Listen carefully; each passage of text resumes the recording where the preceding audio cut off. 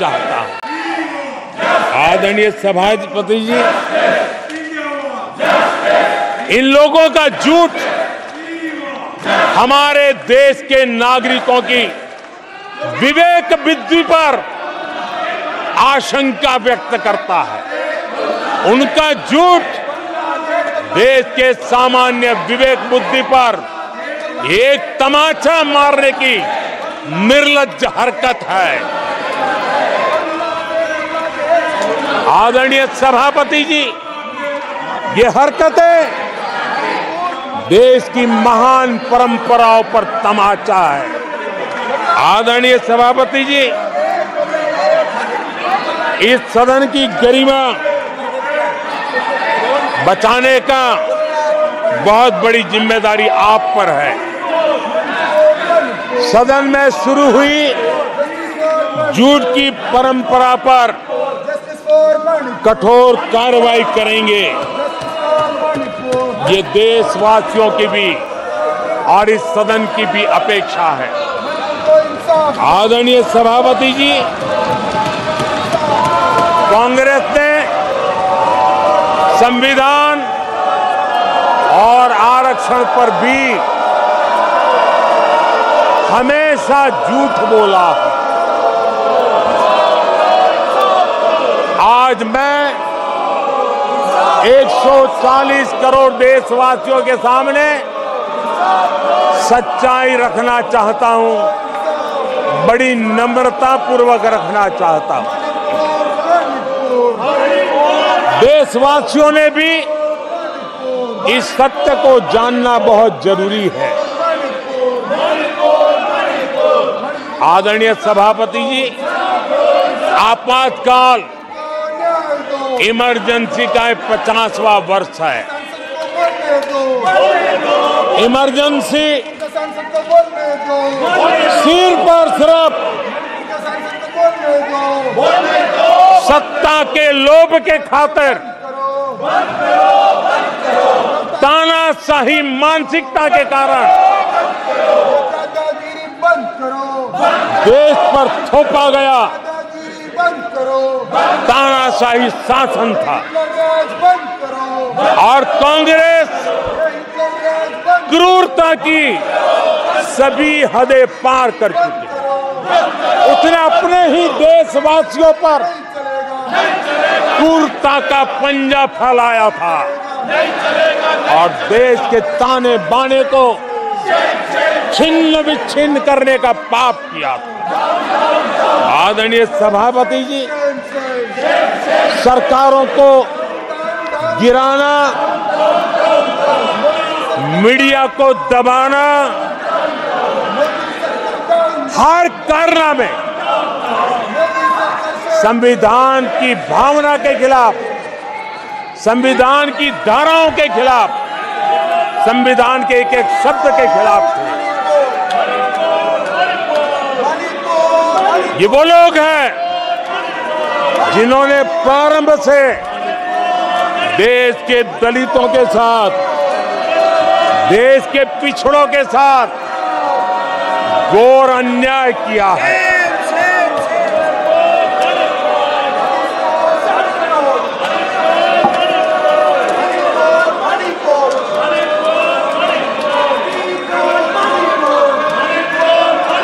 आदरणीय सभापति जी,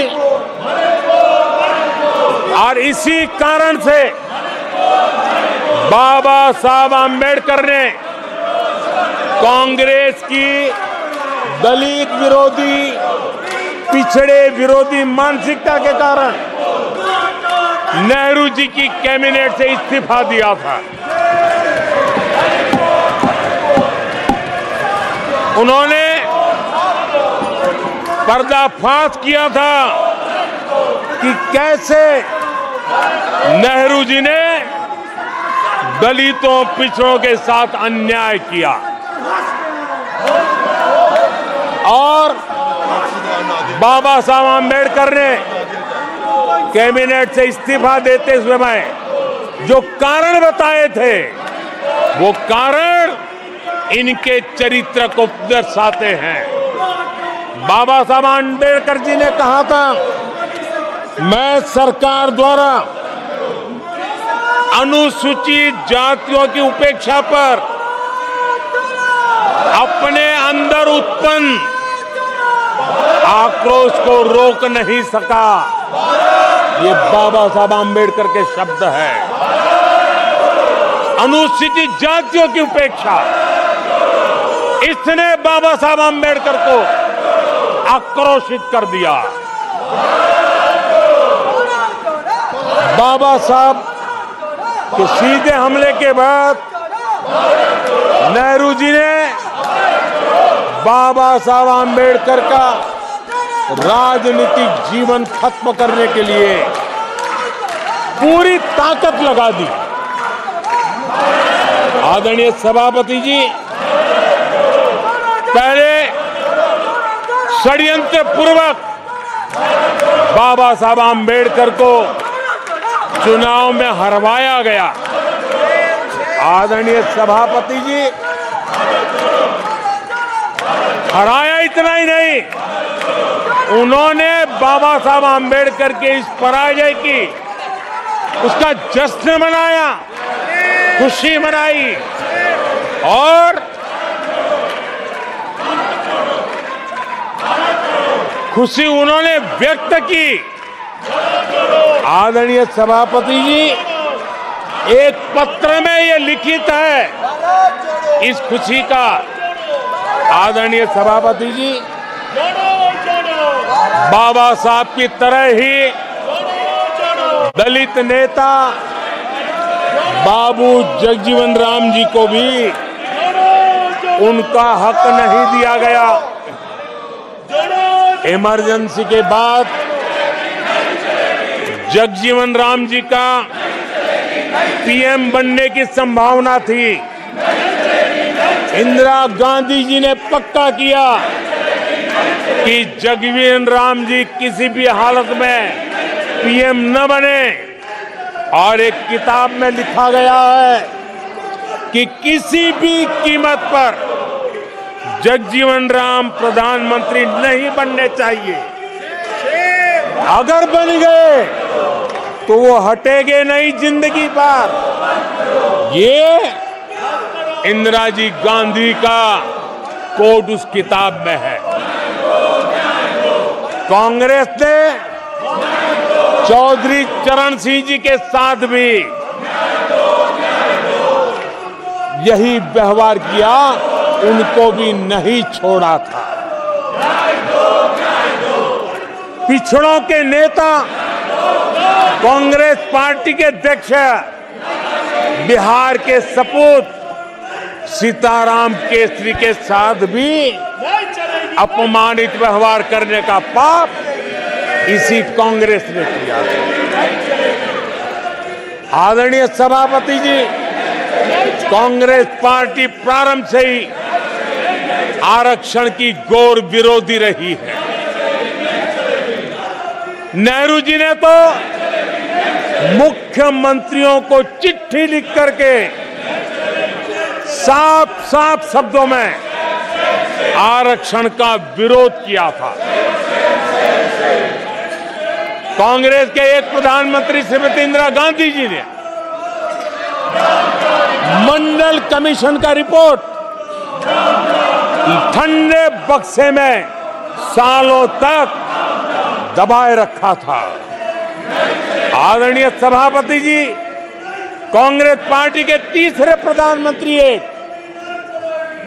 श्रीमान राजीव गांधी, और जब विपक्ष में थे उनका सबसे लंबा भाषण आरक्षण के खिलाफ था। वो आज भी संसद के रिकॉर्ड में उपलब्ध है। और इसलिए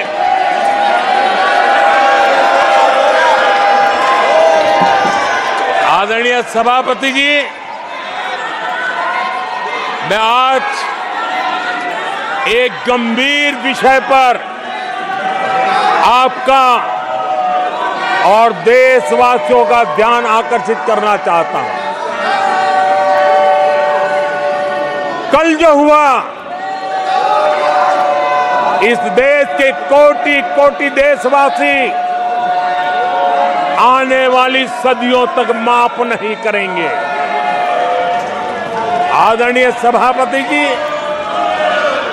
131 साल पहले, 131 ईयर पहले स्वामी विवेकानंद जी ने शिकागो में कहा था, मुझे गर्व है कि मैं उस धर्म से आता हूं जिसने पूरी दुनिया को सहिष्णुता और वैश्विक स्वीकृति सिखाई है। 131 साल पहले हिंदू धर्म के लिए विवेकानंद जी ने अमेरिका के शिकागो में दुनिया के दिग्गजों के सामने कहा था। आदरणीय सभापति जी, हिंदू सहनशील है, हिंदू अपनत्व को लेकर के जीने वाला समूह है। इसी कारण भारत का लोकतंत्र, भारत की इतनी विविधताएं, उसका वैविध्य की विराटता आज उसी के कारण पनपी है और पनप रही है। आदरणीय सभापति जी, गंभीर बात है कि आज हिंदुओं पर झूठा आरोप लगाने की साजिश हो रही है, गंभीर षड्यंत्र हो रहा है।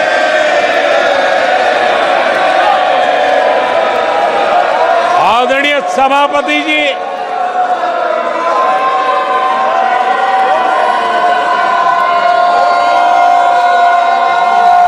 आदरणीय सभापति जी,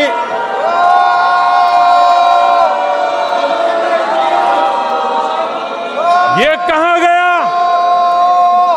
हिंदू हिंसक होते हैं? ये है आपके संस्कार, ये है आपका चरित्र, ये है आपकी सोच, ये है आपकी नफरत इस देश के हिंदुओं के साथ। ये करने में आदरणीय सभापति जी, ये देश शताब्दियों तक इसे भूलने वाला नहीं है।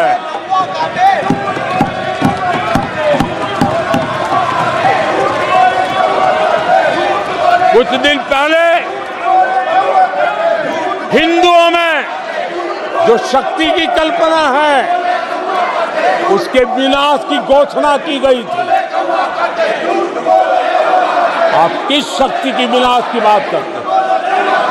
ये देश सदियों से शक्ति का उपासक है। ये मेरा बंगाल मां दुर्गा की पूजा करता है, शक्ति की उपासना करता है। ये बंगाल मां काली की उपासना करता है, समर्पित भाव से करता है। आप उस शक्ति के विनाश की बातें करते हो। ये वो लोग हैं जिन्होंने हिंदू आतंकवाद ये शब्द गढ़ने की कोशिश की थी।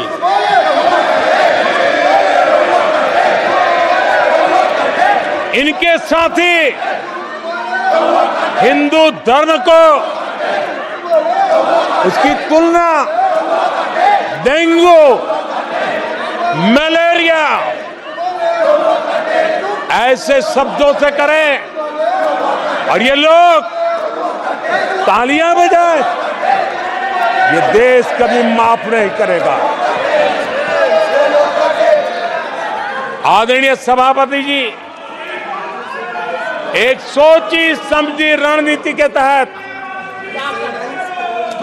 इनका पूरा इकोसिस्टम, हिंदू परंपरा, हिंदू समाज, इस देश की संस्कृति, देश की विरासत, इसको नीचा दिखाना उसे गाली देना, उसे अपमानित करना, हिंदुओं का मजाक उड़ाना, इसे फैशन बना दिया है और उसको संरक्षण देने का काम अपने राजनीतिक स्वार्थ के लिए ऐसे तत्व कर रहे हैं।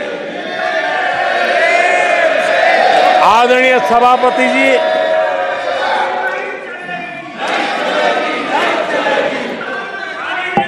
माननीय सदस्य प्लीज। आदरणीय सभापति जी, हम बचपन से सीखते हुए आए हैं, गांव का हो, शहर का हो, गरीब हो, अमीर हो, इस देश का हर बच्चा ये जानता है ईश्वर का हर रूप, आदरणीय सभापति जी, ईश्वर का हर रूप दर्शन के लिए होता है। ईश्वर का कोई भी रूप निजी स्वार्थ के लिए, प्रदर्शन के लिए नहीं होता है। जिसके दर्शन होते हैं उसके प्रदर्शन नहीं होते हैं। आदरणीय सभापति जी, हमारे देवी देवताओं का अपमान 140 करोड़ देशवासियों के दिलों को गहरी चोट पहुंचा रहा है।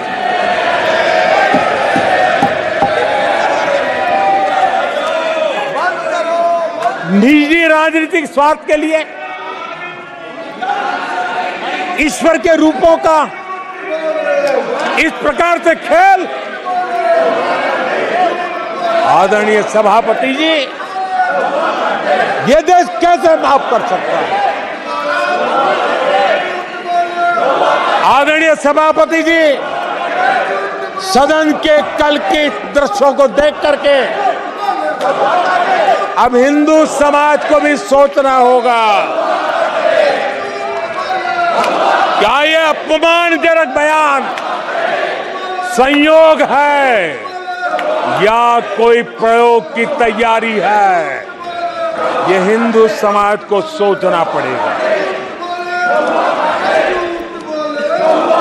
आदरणीय सभापति जी, हमारी सेनाएं देश का अभिमान है। सारे देश को उनके साहस और हमारी सेना की वीरता पर गर्व है। और आज सारा देश देख रहा है, हमारी सेनाएं, हमारा डिफेंस सेक्टर आजादी के बाद इतने सालों में जितना नहीं हुआ, इतने रिफॉर्म हो रहे हैं। हमारी सेना को आधुनिक बनाया जा रहा है। हर चुनौती को हमारी सेना मुंह तोड़ जवाब दे सके, इसलिए युद्ध के सामर्थ्य वाली सेना बनाने के लिए हम भरपूर प्रयास कर रहे हैं, रिफॉर्म कर रहे हैं, कदम उठा रहे हैं, देश की सुरक्षा का मकसद लेकर के। बीते कुछ सालों में बहुत सारी चीजें बदली है। सीडीएस का पद बनने के बाद इंटीग्रेशन और सशक्त हुआ है। आदरणीय सभापति जी, हमारी सशस्त्र सेनाओं के बीच उनके सहयोग से जो लंबे समय से युद्ध शास्त्र के निष्णातों का मत था कि भारत में थिएटर कमांड जरूरी है, आज मैं संतोष के साथ कह सकता हूं कि सीडीएस व्यवस्था बनने के बाद देश में सुरक्षा के लिए जरूरी थिएटर कमांड की दिशा में प्रगति हो रही है। आदरणीय सभापति जी, आत्मनिर्भर भारत, उसमें हमारी सेना